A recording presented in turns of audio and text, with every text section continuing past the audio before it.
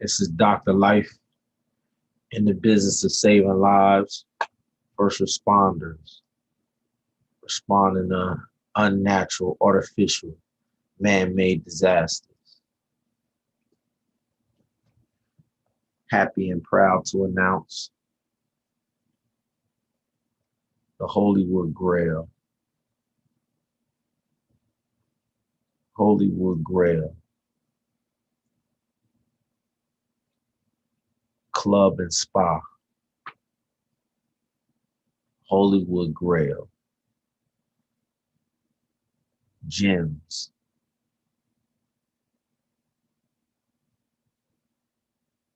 and Club and Spa treatment. Because it's fullness of time for some R&R for our queens. I'm about to document a story. I'm going to react to the story later. But this is in conjunction with the launch of a club and a spa. Clubs and gyms. Fullness of time for some R&R. Not just rest and relaxation. Replenishment and reparations. Replenishment is what God commanded the husbandman to do on earth. Replenish the earth and subdue it. You can't abuse women when husbandmen are replenishing the earth and subduing it. You cannot abuse queens when husbandmen have dominion.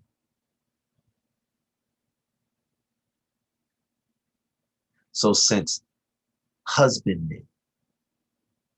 there aren't any husbandmen around, clearly, if there were, our women would not still be led like sheep to the slaughter.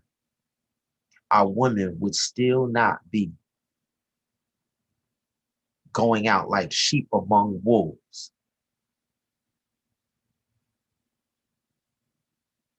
That was the fate. That was the fate of the state and the people before the Holy Ghost was poured out. The Messiah said that when he was still alive. The power, the transformation from lamb to the slaughter to lion, King of Kings, happened. And if individuals were loving the woman, love each other as I have loved you. If husbandmen were laying down their lives, greater love have no man than this, than to lay down his life.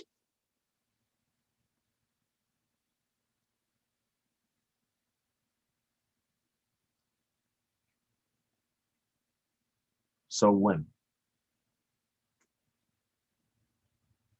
I've been raising some sons.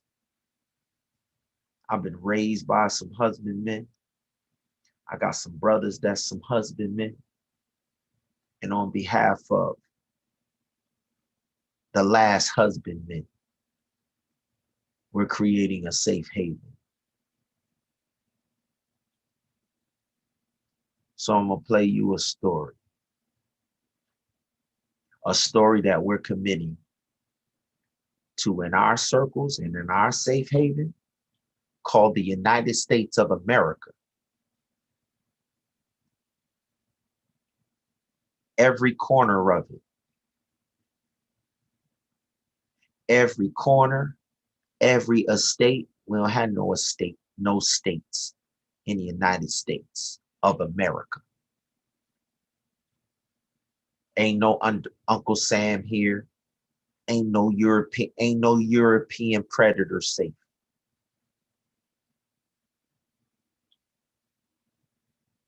And without pagan men of color, there is no European predator.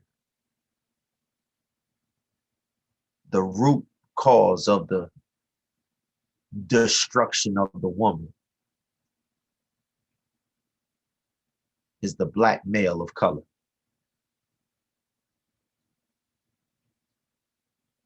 Yeah, it's called the Babylonian, called the Egyptian, called the Philistine,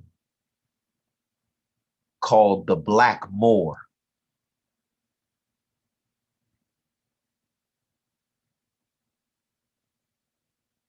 When we deal with them clowns, there is no Europe without the Babylonian, the Egyptian, the Philistine, and the Black Moor. There is no Rome. There is no Greece. There is no Germany. When you deal with the Babylonian,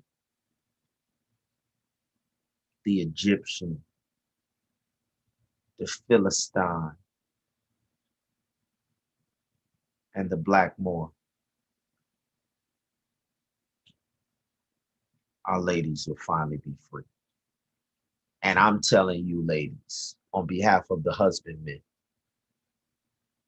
who have already, all throughout history, crushed the Babylonians, the Egyptians, the Philistines, and the Black Moors. I make a covenant with you right here today on behalf of the last husbandmen. We had the same ark of safety that Noah, you are perfect in your generation. And Noah was a husbandman and planted a vineyard. We commit to you right here today on behalf of the husbandmen who trained us, on behalf of the husbandmen who go to war with me every single day, on behalf of the future husbandmen. We guarantee you safe passage. We guarantee you the proper response. We guarantee you that no assault will be left behind.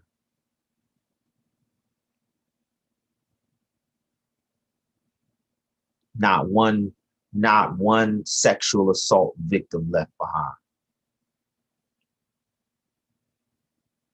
Not one.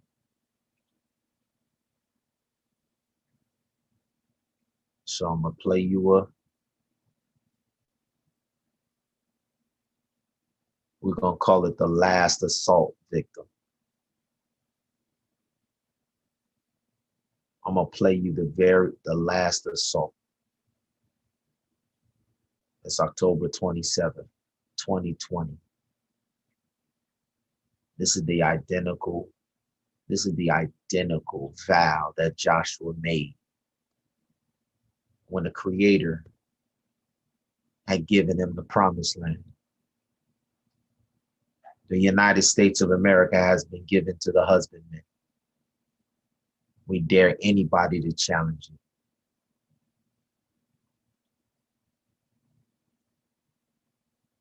it. In the last days of Noah, promised land that has been given to us, just like Joshua when he crossed into the promised land. As for me and my house, we will respond to every last one of these assaults. You've been warned.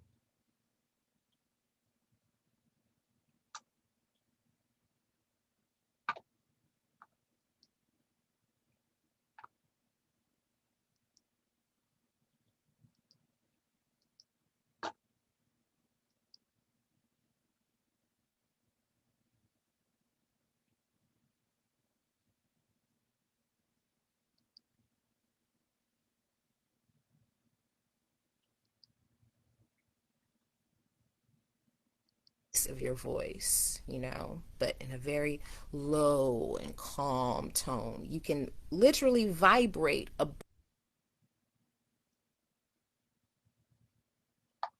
calm anyone you're talking to. That there is a way to bend.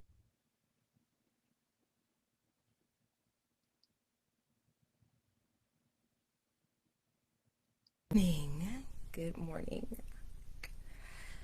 So this is about to be really interesting. I whew, let's just do this. Let's just do this. So yesterday, Saturday, Saturday, there was a comment on my latest protest post by Pastor Samuel Dade, attacking me as childish, accusing me of snapping on him, of implications about his heart and his ministry toward women. And when I shared that particular flyer, there was a backstory that caused me to hesitate. But I knew, despite how triggering that particular flyer was to me personally, there was a necessity that the truth be spoken, that the truth be spoken without bias, even at personal cost to myself. So while Pastor Dade's response was disappointing, because I know the backstory, it was not surprising. I want to thank those of you who reached out to me publicly and privately in support, despite not knowing the backstory, which I am going to share now. I knew that at some point I would step forward and share this story. I did not imagine it like this. I did not imagine it being today, right now. But I woke up this morning and the Holy Spirit said, speak. And I wrestled with it because this is not how I planned this. But the Holy Spirit said, speak, and so I'm going to be obedient. The story that I am going to tell you is the truth, the entire truth. Whether or not you choose to believe me is up to you, but it is the truth, and I hope I will see you on the other side. I will be using names, real names, in this story. And I had questioned, as I thought about how I was going to tell this story, I wrestled with myself about whether I should say all the names. And when I saw that post, it was the confirmation I needed that yes, all the names needed to be spoken. So,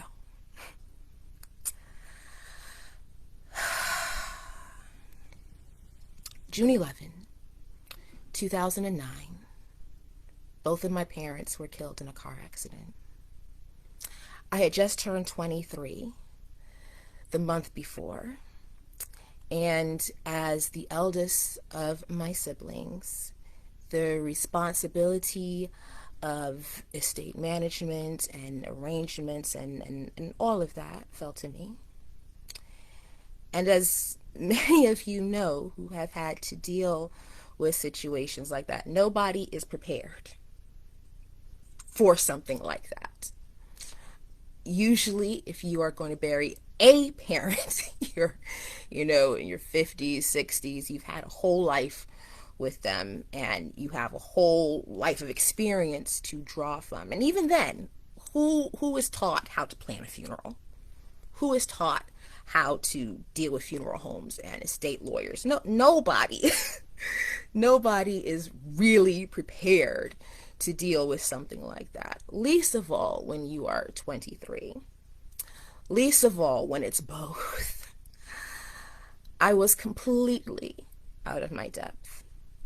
And so Pastor Sherwin Callwood, who has been a wonderful friend to our family, reached out to me and said, let me put you in touch with a pastor who can help you with all of this, who has experience in this area. And I was so grateful. I leaped at the opportunity. The introduction was made, and the pastor that I was introduced to was so helpful. I cannot tell you what a relief it was to have someone older, more experienced, to help guide me through this process of just dealing with everything that is involved with a tragedy like that, an unexpected tragedy like that. I was grateful. And because I was so grateful, I ignored or rationalized away the small things I would notice. It would happen right here at the corner of my eye, and by the time I turned to look, he would be there with an explanation. And I was like, well, oh, okay. Little things that just it didn't seem quite right, but I was 23. I was very unexperienced. I was still a virgin, and I had been very sheltered. So I knew nothing about the ways of men.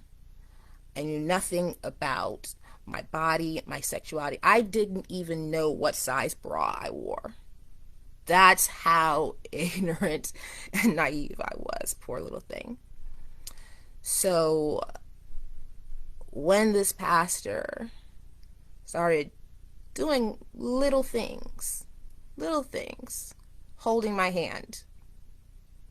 Oh, I'm sorry. I do this with my daughter all the time. Well, oh, you're treating me like a daughter. Oh, I appreciate that. Oh, okay. Well, I guess that's okay then. I remember the first time he kissed me. It was in a parking lot after having a business meeting over lunch. Broad daylight. And I froze because you just kissed me, but you're a pastor and you're married. But I'm standing in public in broad daylight. So what has just happened? What? Maybe it's me. Maybe I am very sheltered. I am very inexperienced. Maybe it's me, because he can't be the one wrong. Surely, surely not. It must be me. It must be me. And so I would explain away, and I would rationalize, and until one day the line was firmly crossed, and I was petrified, because now I knew, and it wasn't sex at the time. It was a makeout session, call it that.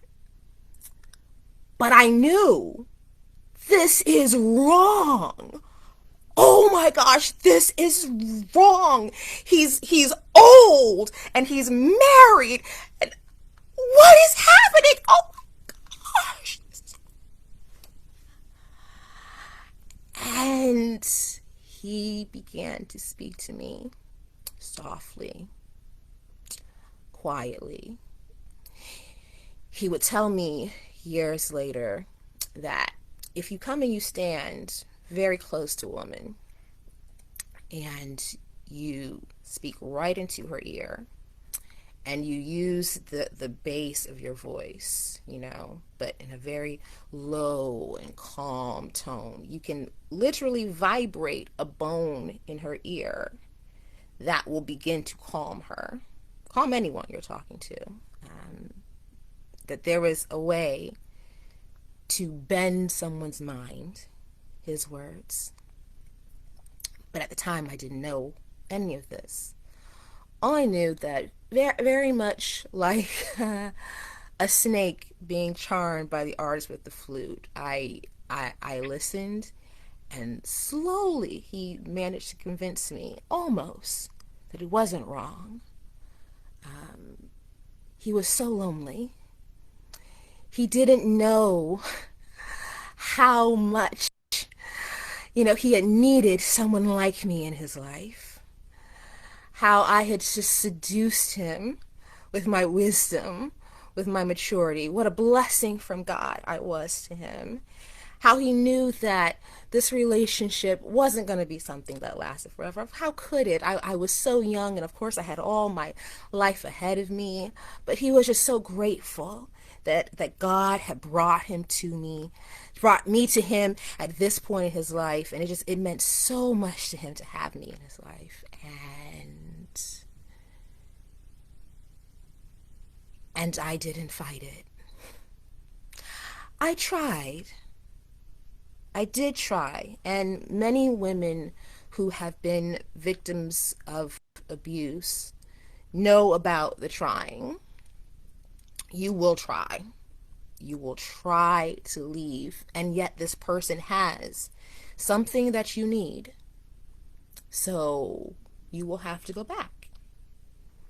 Whether that person has your identity, whether that person has your children, whether that person has your self-respect, whether that person has the money, for whatever reason, the average woman will attempt to leave 3 to 4 times before she's successful. And it was true for me. I did try, but I was still 23. And I still had an estate and lawyers and all this trauma to deal with. And I had no one else to help and nowhere else to go.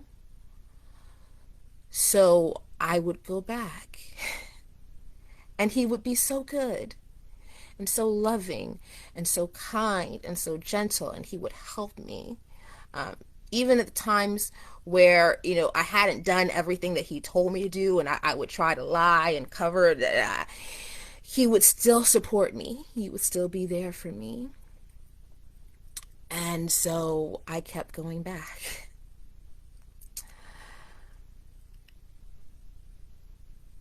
I remember when he took my virginity, and that moment of panic, seeing my blood on his penis, because that wasn't something that Danielle Simmons did. Danielle Simmons was a virgin. Danielle Simmons was going to be a virgin till she got married. That's the plan. That's how my parents raised me. This was not supposed to happen. I did not even know it was about to happen. Not here, not now. And again, in my panic, he spoke low and soft. It's okay. It's all right. This is part of life.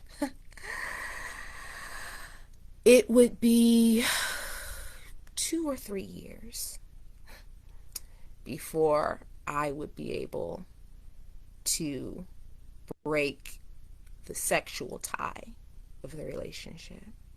2 to 3 years that I lived as a secret of a married man.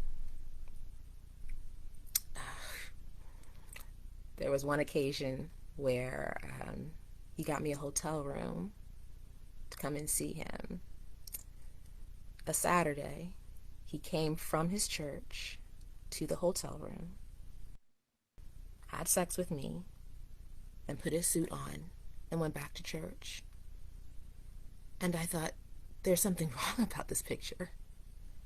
There's something really, really wrong about this picture. But it would still take me 2 to 3 years before I could break free. And even then, it was not of the entire relationship. Because see, by then, I had bought into the lie that he was my friend, that he did need me. And what sort of friend would I be to walk away from him, to abandon him, just because I was better? You were there for me when I was going through all these hard times and struggles. You were there for me. What sort of friend would I be if I wasn't there for you now in all of your hard times? So I can't just walk away from this person. So I did not cut the rope. I just kind of tied it to my waist, and I still believed that he was a friend. I still believed that he was a confidant. And so I did not see the hook when, let's see, 5 years later, no, 2 or 3 years later, he introduced me to a friend of his, another pastor. Strongly encouraged me to be in a relationship with this pastor. I remember asking him, are you sending me on some sort of assignment? Like, why are you so adamant that you want me to? And he was like, no, I just really think you will like this pastor. I think you, and I did. And this one was single. Okay, we are making progress in the right direction. This pastor is single. Yay! But this pastor had no intention of marrying me. This pastor had no intention of publicly owning me, of having a relationship in public with me. I was 28. He was 56.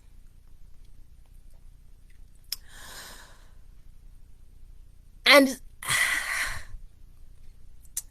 that went on for several years as well.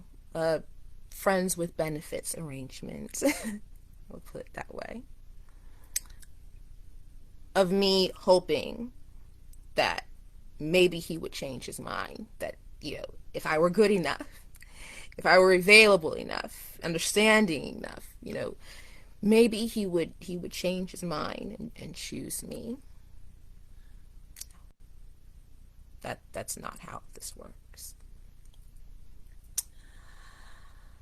And because that wasn't going to be a steady thing, that wasn't going to be a real relationship. This pastor, the first pastor, pastor 1, pastor 2, make it easy, brought a second person into the equation. Well, if you're not going to be with anybody, how about this guy? He works in the church. He's all these things. And again, I didn't see the hook. I thought that these men were my friends. I thought they could be trusted. And so I didn't realize that I was being passed from one to another, to another, to another, to your friend, to your associate. Didn't see the hook. Pastor number 2 once told me, old men play the long game. But how can you know what the long game is when you're dealing with someone literally twice your age? You have no idea. You have no clue what the long game is. It was October of 2018. I was scrolling Facebook, and I came across a Me Too story.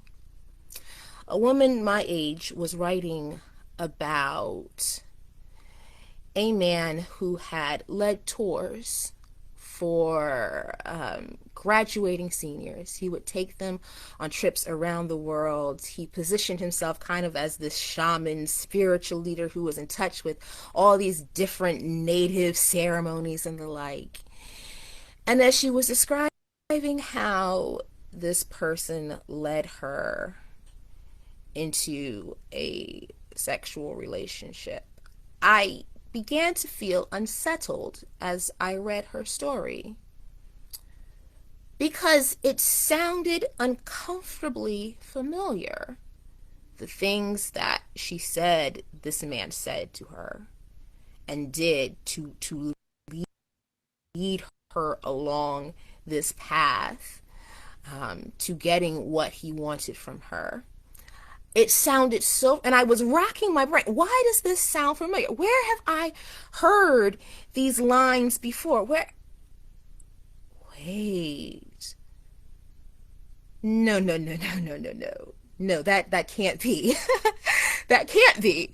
Because she is talking about a sexual predator, and I am thinking about a trusted friend, somebody that nearly 10 years later I still talk to every week. There's no way. There is no way this person that I still love, that still has access to my life,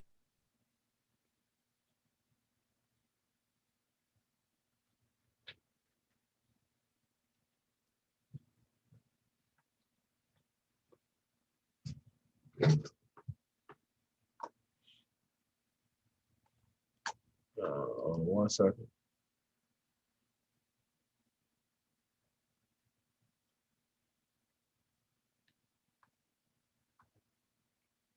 but possible connection between the Me Too story of this woman and my own life. I went straight to Google and I started Googling the attributes of a groomer. What does somebody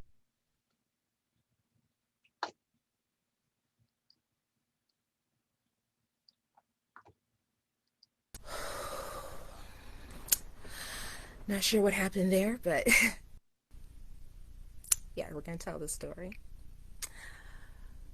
So, after realizing that there was a possible connection between the Me Too story of this woman and my own life, I went straight to Google and I started Googling the attributes of a groomer. What does somebody say? What do they do when they are trying to bend your mind to their will? When they're trying to get you to do and be something that you would not ordinarily do on your own?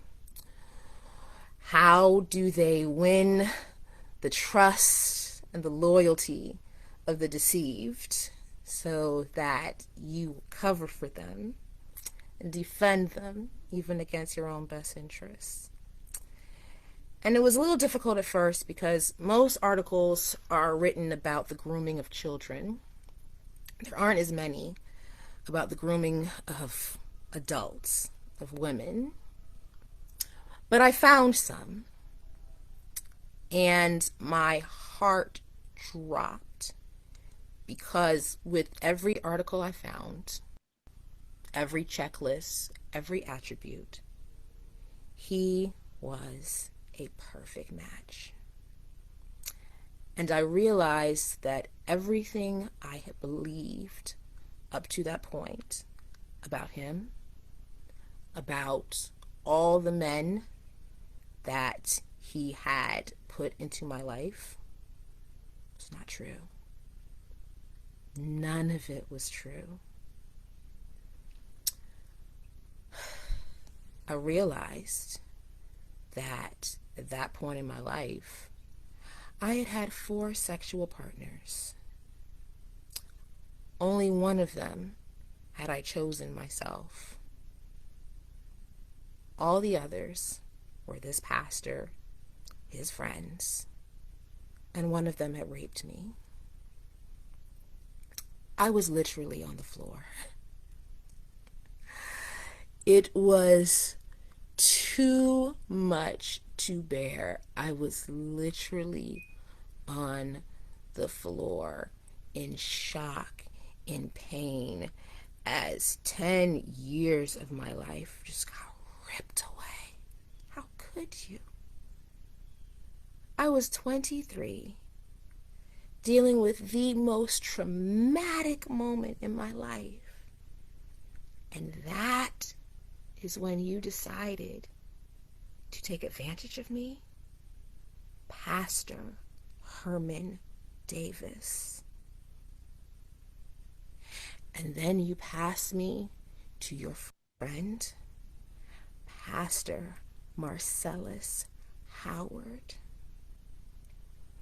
And then you pass me to your tech guy, Clement Punter.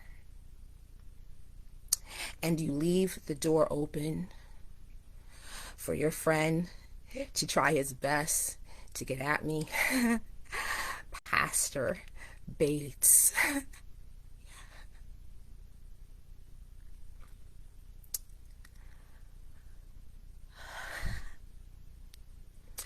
I knew at some point I would come forward with this story. I knew I would, because I only realized the truth by the grace of women who had come before me and were courageous enough to tell their stories. I would not have realized when I did, or if at all, the truth had another woman not been willing to step forward and say, this is who he is. This is what he said. This is what he did. And I felt the need to give back to that same fountain from which I had drawn. But I questioned whether or not it was necessary to say all the names. I questioned whether I should make it about anyone else other than Pastor Davis. Should I say all the names? And yesterday, when I saw that post, I realized why it was necessary to speak the names, all the names. Because Pastor Dade is Pastor Howard's best friend. And I have every reason to believe he knew what was going on. The three of us went out for dinner one day. We went to Panera, and I was so honored that he would take notice of little me. He gave me permission to call him Pip. Oh, I couldn't believe that I would be allowed that familiarity. Pastor Dade would let me call him Pip. Oh my gosh. It's so painful. It's so painful thinking about how very naive I was for so long. For so very, very long. So many of you reached out to me and you were shocked and surprised. Or, as Pastor Howard would say, shocked and amazed that Pastor Dade would come for me like that. That is why. Because it wasn't about the flyer. It wasn't about my protests. It was about the Good Old Boys Club. It was about attempting to speak to the Danielle they used to know, who would be cowed, who would have absolutely have shriveled and shrunk under the weight of such condemnation before. I would have been mortified, the old Danielle, to have had him speak to me like that in such a public forum. That was the Danielle they knew.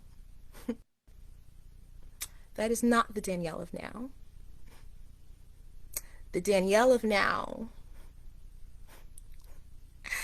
has gone through a whole lot of therapy.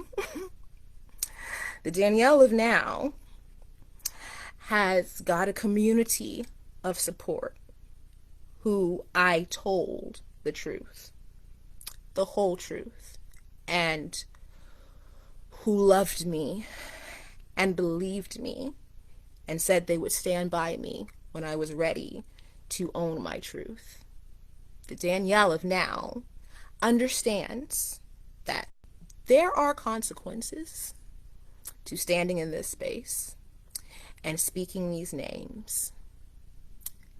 And I accept them, whatever they will be, whatever backlash there will be, I accept it. Because I count whatever price I will have to pay for this moment cheap to have my freedom.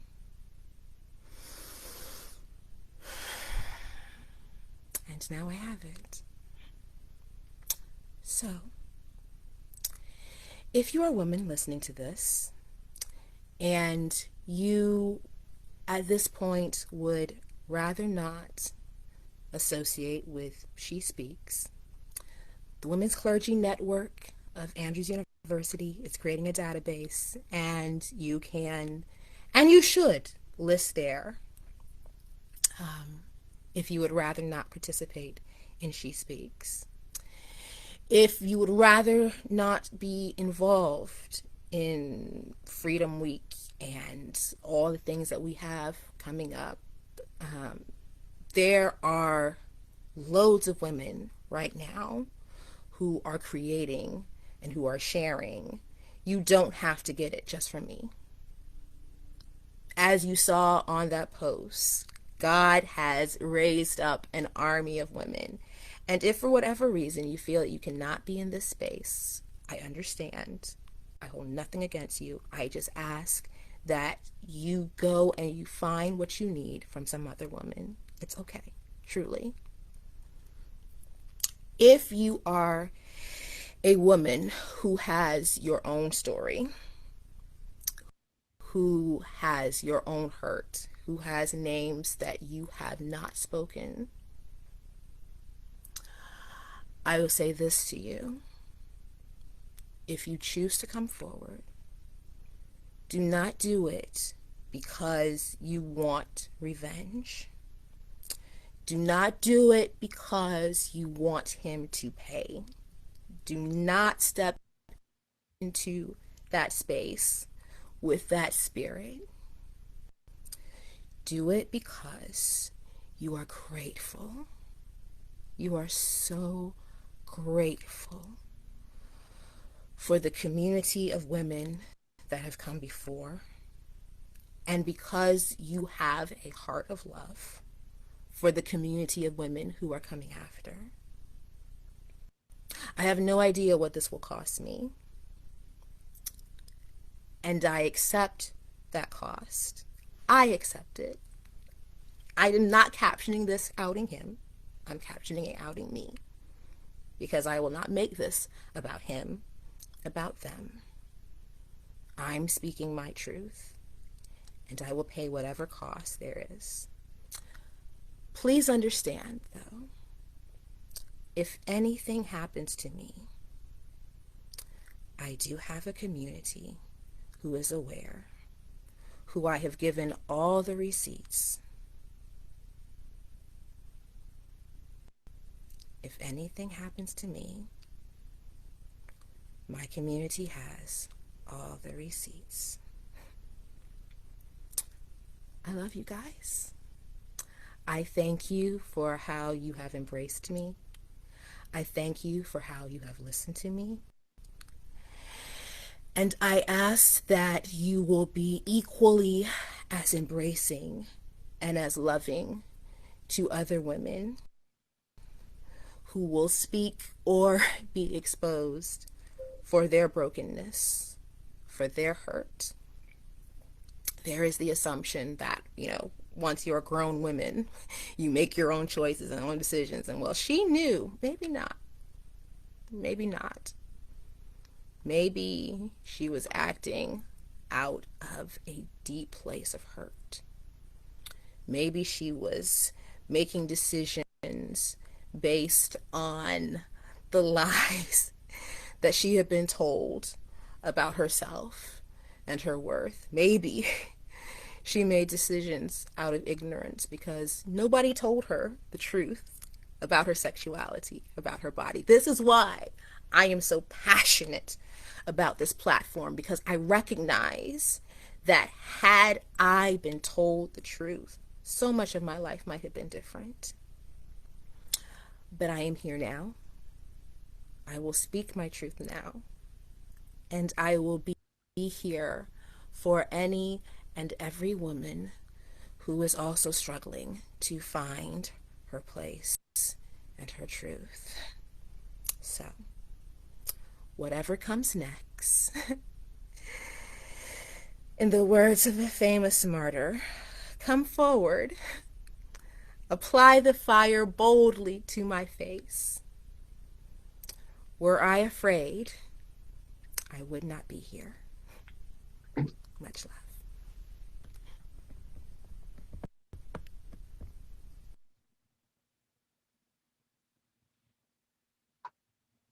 Salute to the queen.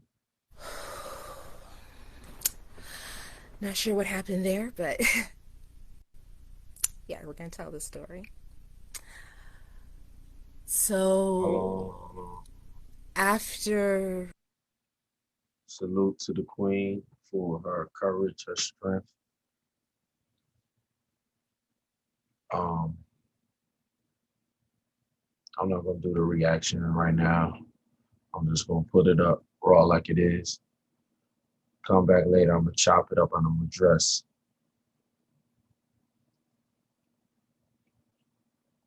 I'm going to address it from the Martin Luther King perspective.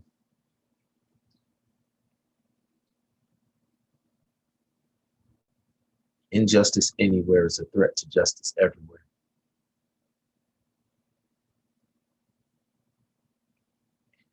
Injustice anywhere. See, these clowns, these predators,